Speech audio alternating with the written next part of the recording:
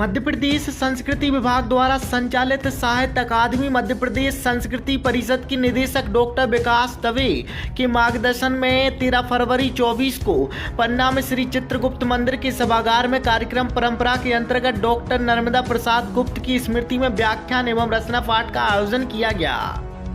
कार्यक्रम की अध्यक्षता वरिष्ठ साहित्यकार डॉक्टर देवदत्त द्विवेदी एवं मंच संचालन डॉक्टर सुरेश सौरभ ने किया। डॉक्टर नर्मदा प्रसाद गुप्त के कृतित्व एवं व्यक्तित्व पर व्याख्यान प्रवीण गुप्त ने प्रस्तुत किया। सचमुच इस स्मृति प्रसंग को नए आयाम दिए।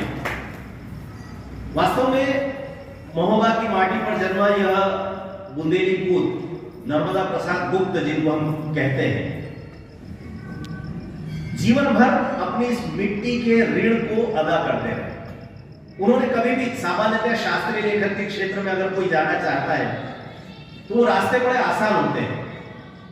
अभी आदरणीय देवदत्त जी कह रहे थे कि जब आपको हिंदी साहित्य में लिखना होता है तो एक विराट फलक आपके सामने होता है, लेकिन जब आपको अपने लोक की, आपको अपने नर्मदा प्रसाद गुप्त जी ने यही किया। अभी जैसा सौरभ जी कह रहे थे ना कि हिंदी में तो दो फलक खुले हुए, वे पाठक भी ज्यादा होते हैं, पुस्तकों की रॉयल्टी भी खूब मिलती है, लेकिन फिर भी हिम्मत करना चाहिए कि एक और वो इस माटी की वीरता को प्रणाम कर रहे थे आल्हा उपन्यास के माध्यम से, तो दूसरी ओर बुंदेली लोक संस्कृति के इतिहास को आप केवल ऐसा मत मानिए कि उन्होंने पीएचडी के लिए कोई शोध प्रबंध लिखा था, विराट ग्रंथ की रचना कर डाली। आज मैं कई बार देखता हूं, मैं एक बाल साहित्य के शोध संस्थान का निदेशक भी हूं इंदौर में, लगभग 80 से अधिक बच्चों को मैंने पीएचडी करवाया, तो मुझे पता है कि बच्चों को 200-250 पेज लिखते लिखते उनकी लेखनी हाँफ जाती। जिन लोगों ने पीएचडी किया है ये इस बात को अनुभव करते हैं। लेकिन आप कल्पना करिए कि कितना विराट ग्रंथ रच डाला नर्मदा प्रसाद जी गुप्त ने। क्यों?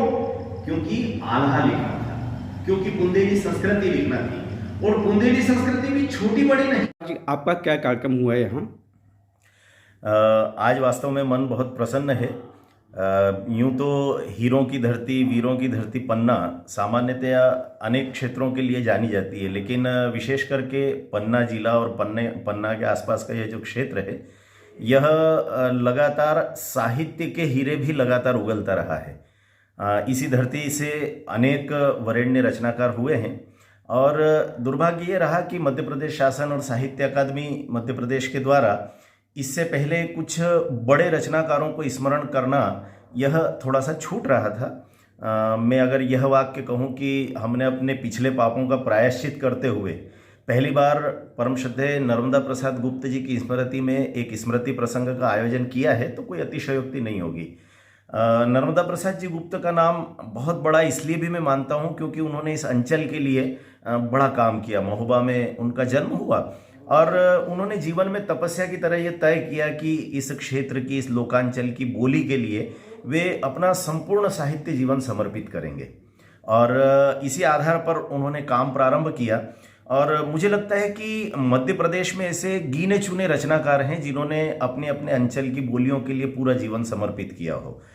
शास्त्रीय साहित्य में वे सिद्धहस्त थे और वे चाहते तो मुख्य धारा के हिंदी साहित्य में अपना बड़ा नाम कर सकते थे, लेकिन वे लगातार बोली की सेवा में लगे रहे।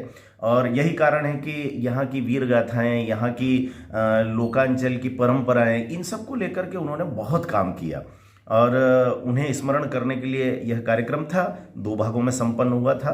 पहले सत्र में देवदत्त जी द्विवेदी और आदरणीय नर्मदा प्रसाद गुप्त जी के चिरंजीव, उनके पुत्र प्रवीण गुप्त जी का व्याख्यान हुआ था, और सुरेश सौरभ जी के नेतृत्व में दूसरे सत्र में एक बहुत अच्छी काव्य गोष्ठी संपन्न हुई, जिसमें दूसरी पीढ़ी के रचनाकारों ने नर्मदा प्रसाद जी गुप्त को अपनी शब्दांजलि अर्पित की थी। बहुत ही सुंदर आयोजन रहा। पन्ना के नागरिकों ने बहुत अच्छा प्रतिसाद दिया, और मुझे लगता है कि यह क्रम लगातार वर्षानुवर्ष तक चलता रहेगा।